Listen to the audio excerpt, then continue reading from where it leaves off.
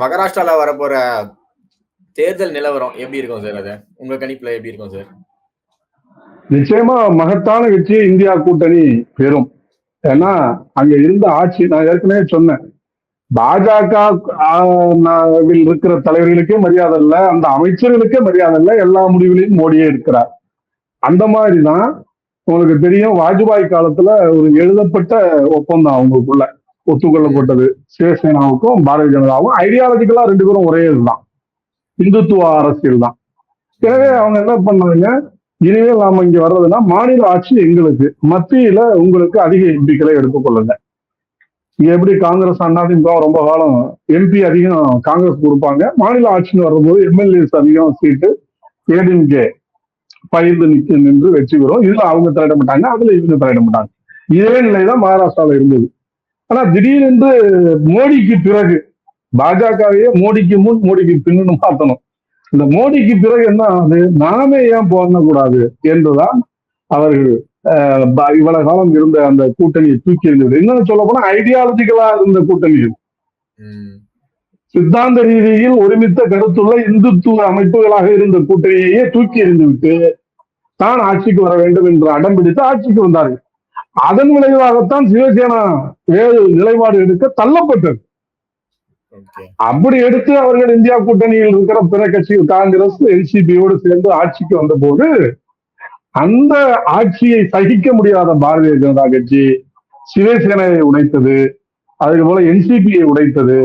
இதுகாரும் 40,000 கோடி ஊழல் செய்த குடும்ப ஆட்சி என்று என்சிபியை விமர்சித்த பிரதமர் 40,000 கோடி ரூபாய் ஊழல் செய்தவர் அஜித் பவர் சொன்னவரை தூக்கி பக்கத்துல வைத்துக் கொண்டு அவரை நிதியமைச்சராக்கி துணை முதல்வராக்கி அழகு பார்த்தது என்றால் எப்படி எடுத்துக்கொள்வது இதை?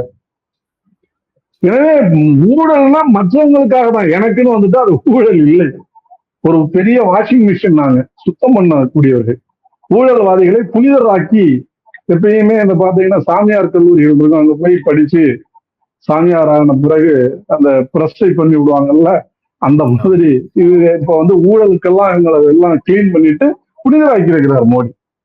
எனவே இந்த வெட்கங்கட்ட ஆட்சி எதிர்த்துதான் கடந்த நாடாளுமன்ற தேர்தலில் உங்களுக்கு தெரியும், சிவசேனா காங்கிரஸ் என்சிபி கூட்டணி மாபெரும் வெற்றி பெற்றிருக்கிறது.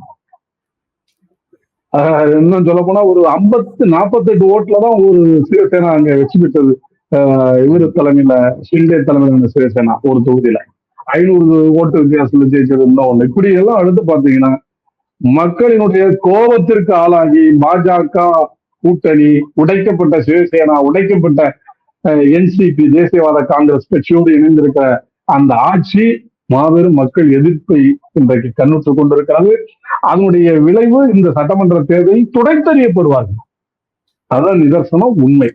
ஏன்னா நாக்பூர் நீங்க எடுத்துக்கிட்டீங்கன்னா கூட RSS தலைமையகம் அங்கதான். மகாராஷ்டிரா முக்கியத்துவம் வாய்ந்தது. நமக்கெல்லாம் பொலிட்டிக்கல் கேபிட்டல் எதுன்னு பாத்தீங்கன்னா டெல்லி.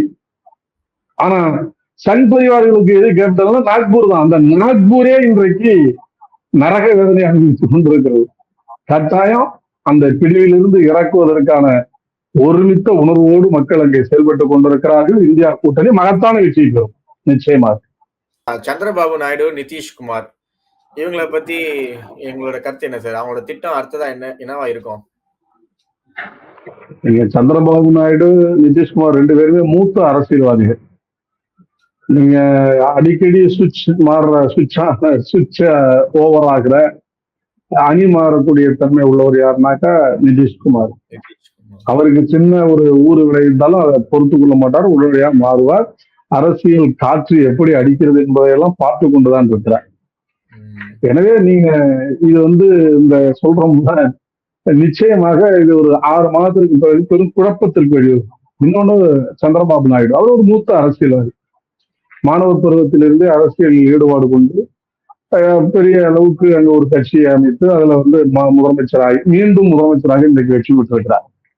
இதே சந்திரபாபு நாயுடு டெல்லி சென்று பிரதமரை சந்திக்க தனக்கு இழைக்கப்பட்ட ஜெகன் அரசால் இழைக்கப்பட்ட அநீதிகளுக்கு ஏதாவது பரிகாரம் காணலாம், அதை முறையிடலாம் என்று சென்ற போது 4 மணி நேரம் அவரை காக்க வைத்து அவமானப்படுத்தி சந்திக்க மறுத்தவர் தான் மோடி.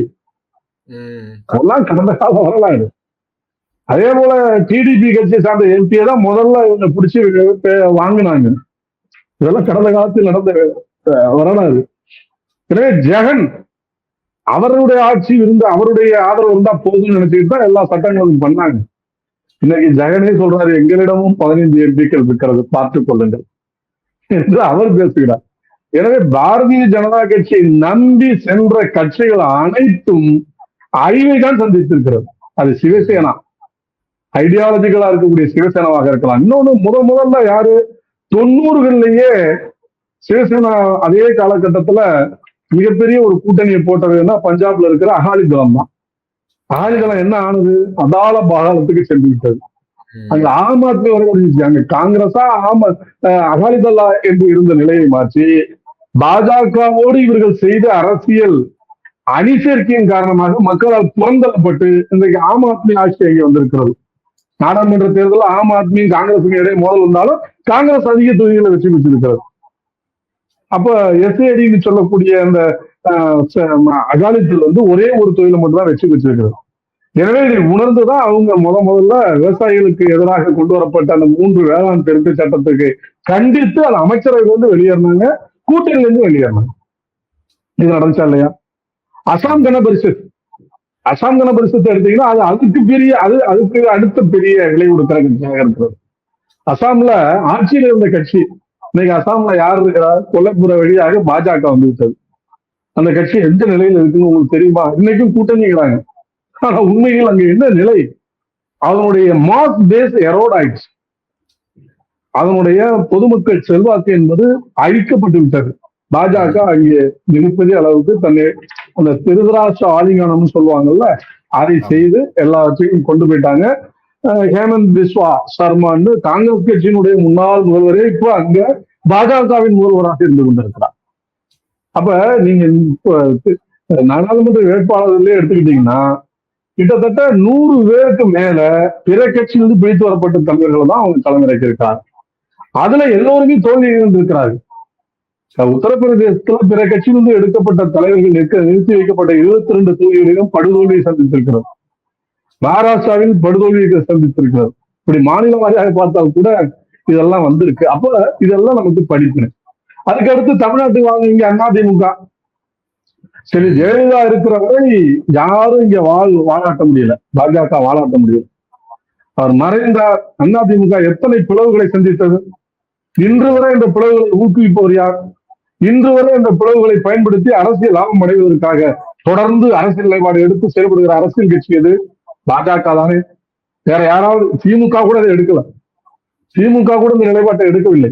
எதிர்கட்சி என்று தனக்கு எதிரியாக இருக்கிற அதிமுக அப்படி பார்க்கல. ஆனா பாஜக தானே செய்து கொண்டது, இன்று வரை தானே செய்யுது.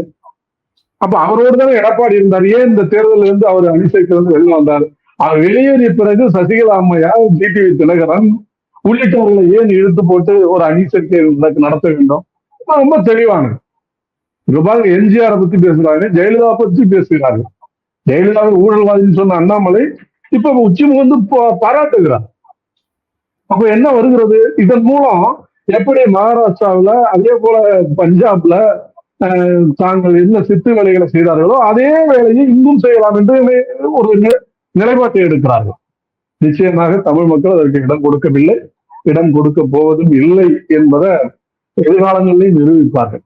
எனவே பாஜக ஒரு நம்பகமான கட்சியே அல்ல. அதனோடு கூட்டணி சேர்ந்தவர்கள் அத்தனை பேரும் அழிக்கப்பட்டிருக்கிறார்கள். ஏன்னா ஒரு ஜனநாயகத்தின் மீது நம்பிக்கை இல்லாத இயக்கம்.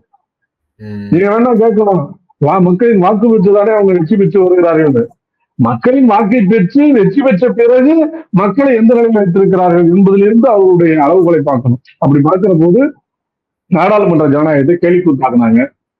இவர் சிஎம்மா இருந்த குஜராத்ல கடைசி வரையும் பாத்தீங்கன்னாக்கா விவாதங்களே இல்லை. சட்டமன்றம் கூடும், முடிவுகளை அறிவிப்பார்கள். ஒரு கம்பெனி மாதிரிதான் நடத்தப்பட்டது. நாடாளுமன்றத்தையும் ஒரு கம்பெனி மாதிரி நடத்த விரும்புகிறார். அதை எதிர்த்து போராடிய போதுதான் 140 எம்பிக்களை ஒரே நேரத்துல பதவி நீக்கம் செய்தார்கள். இந்த 21ஆம் நூற்றாண்டுல எந்த நாட்டிலையும் இவ்வளவு மோசமான முன்னுதாரணத்தை நீங்க பார்க்க முடியாது. அப்ப நாடாளுமன்ற உறுப்பினர்கள், தேர்ந்தெடுக்கப்பட்ட உறுப்பினர்களுடைய உரிமையை கூட, அவர்களின் பேச்சு சுதந்திரத்தை கூட, அவருடைய கருத்து சுதந்திரத்தை கூட நசுக்கிய ஒரு ஆட்சி இந்த ஆட்சி. எனவேதான் இது ஒற்றை பாசிசத்தை நோக்கி சென்று கொண்டிருக்கிற ஒரு பாசிஸ்ட் முன்மாதிரி ஆட்சி என்று நாங்கள் குற்றம் சாட்டினோம்.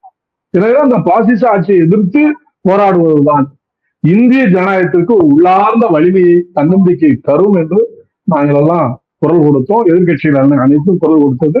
அதை மக்கள் கேட்டிருக்கிறார்கள். அதன் விளைவுதான் இவ்வளவு பெரிய வெற்றி. பாஜகவுக்கு பெரிய சரி. Okay sir. ஜூன் 25 இந்தியாவின் கருப்பு நாள் அப்படின்னு சொல்லி மோடி சொல்றாரு. அத அவர் இப்ப சொல்றதுக்கான காரணம் என்ன சார்? ஜூன் 25 எதுக்கு சொல்றாரு? ஒருவேளை எமர்ஜென்சி டிக்ளேர் பண்ண தேதியா இருக்குமோ? அது அறிவித்த எமர்ஜென்சி, ஒரு அறிவிக்காத எமர்ஜென்சி தான் நடத்திட்டு இருக்கிறாரு. என்னன்னா சொந்த கட்சியிலையும் யாருக்கும் இல்ல, ஒற்றை ஆட்சி, ஒரு நபர் ஆட்சி என்கிற கட்டத்துல வந்துருச்சு. நீங்க ரஃபேல் டீல் எடுத்து பாருங்க. அதை முடிவு செய்தது யாரு? பிரதமர் அலுவலகம், பிஎம்ஓ, பிரைம் மினிஸ்டர் ஆபீஸ் தான். இப்ப எந்த அமைச்சகமும் பாஜக அமைச்சர்களாக இருந்தாலும் முடிவெடுக்க முடியாது. பிரதமர் அமைச்சகம், அவருடைய அமைச்சகம் தான் முடிவெடுக்கிறது, அதுதான் சைன் பண்ணுது. இப்ப ரஃபேல் டீல் வந்த போது மனோகர் பாரிக்கர், கோவாவுடைய முன்னாள் முதலமைச்சர், அவர் தான் டிஃபென்ஸ் மினிஸ்டர் இருந்தாரு. எனக்கு தெரியாதுன்னாரு. உண்மையிலே அவருக்கு தெரியல. இந்த மாதிரி பைபாஸ் பண்ணிட்டு எல்லாவற்றையும், அந்த அதிகாரங்களை எல்லாம் தன் கையில் குறித்தவர் தான் மோடி. அவர் மற்றவர்களுக்கு உபதேசம் செய்வதற்கு எந்த அருகதையும் இல்லை, வாய்ப்பும் இல்லை. எனவே மோடி முதலாக என்று இந்தியாவில் பிரதமராக பதவியேற்றாரோ அன்றிலிருந்து இந்தியா இருந்த இந்தியாவாகத்தான் இருக்கிறது. இப்பதான் ஒரு இந்தியா கூட்டணி பொருளாதார பொலிட்டிக்கலா கொஞ்சம் வெளிச்சம் பெற்றிருக்கிறது. கொஞ்சம் அதிக இடங்கள் வெற்றி பெற்ற பிறகுதான் அந்த கல்வி இருக்கிற பாசிச இருளை கலைந்தெடுக்க ஒரு முயற்சியை மேற்கொண்டிருக்கிறார்கள். அப்படித்தான் பார்க்க வேண்டியதை தவிர உண்மையில் அவர்தான் இருந்த பகுதி. நாட்டினுடைய மிக முக்கியமான வளர்ச்சியாக இருக்கலாம், பெரும் ஊழல். ஊழல்னு எடுத்துக்கிட்டீங்கன்னா இந்த நூற்றாண்டில் மிகப்பெரிய ஊழல்னா அந்த இடி ரைடு விட்டு வந்துச்சு பார்த்தீங்களா, எலக்ட்ரல் பாண்ட் ஊழல். அந்த ஊழல் தான் இப்படி உலக அளவுல எந்த நாட்டிலையும் பண்ண முடியாது. இந்தியாவில் தான் எல்லா அரசு நிறுவனங்களையும் ஜனநாயக நிறுவனங்களையும் தன்மையப்படுத்தி தனக்கான அடியால் படையாக, துணைப்படையாக, அரசியல் அணியாக மாற்றி வைத்திருக்கிறார். அதை மோடி செய்து கொண்டிருக்கிறார். எனவே ஜனநாயகத்துக்கு மூடு விழா கண்ட மோடி உபதேசம் செய்கிறார் என்றால் நிச்சயம் அதை மக்கள் காது கொடுத்து கூட கேட்க மாட்டார்கள். அதான் உண்மை. வாரணாசியிலே வழிக்கு விழுந்ததுதான் வெற்றி. அவருக்கு உண்மையில் மக்கள் எதிராகத்தான் வாக்களித்திருக்கிறார்கள். உத்தரப்பிரதேசம் அதனுடைய வரலாற்றில் நாமெல்லாம் உத்தரப்பிரதேச மக்களை, வடபுலத்து மக்களை நாமெல்லாம் திட்டிக்கிட்டு இருந்தோம். இப்படியெல்லாம் ஓட்டு போட்டு இந்த ஆட்சி வந்து விட்டது. ஆனால் மிகச்சரியாக முடிவெடுத்து இந்த தேர்தலில் அவங்க காத்திரமான தன்னுடைய முடிவுகளை தெரிவித்திருக்கிறார்கள், அதிருப்தியை பதிவு செய்திருக்கிறார்கள். மோடிக்கே வாக்கை குறைத்து போட்டிருக்கிறாங்க. அப்ப இதெல்லாம் தெளிவாக காட்டுகிறது. எனவேதான் அவர் இப்ப புது புது அவதாரங்கள் எடுக்க ஆரம்பித்திருக்கிறார். பிரச்சாரத்திலே பார்த்தோம், முதல் ரெண்டு கட்டத்துக்கு நாகரிகமான பிரச்சாரத்தை மேற்கொண்டார். அடுத்த 2 கட்டங்களுக்கு பாத்தீங்கன்னா அநாகரிகத்தின் உச்சத்தில் போய் நின்று ஆட்டம் போட்டார். மத ரீதியான பிளவை ஏற்படுத்துவதற்கு இஸ்லாமியர்களை குறிவைத்து தாக்குதல் நடத்தினார். இதெல்லாம் இந்த நாட்டுலதான் நடந்தது. எனவே அவர் அப்புறம் அடுத்த கட்டத்துக்கு போனாரு. நானே கடவுளின் குழந்தைன்னுட்டாரு. இப்ப கடவுளின் குழந்தை எங்கே போய் நிற்கிறார் பாருங்க. எனவேதான் சொல்கிறோம், மோடியின் ஆட்சி இந்தியாவின் இருண்ட காலம். இதற்கு எதிராக இன்றைக்கு இந்தியா கூட்டணி மக்கள், விவசாயிகள், மாணவர்கள், இளைஞர்கள் மோடி ஆட்சிக்கு எதிராக திரண்ட காலமாக இன்றைக்கு மாறி இருக்கிறது. அதான் உண்மை.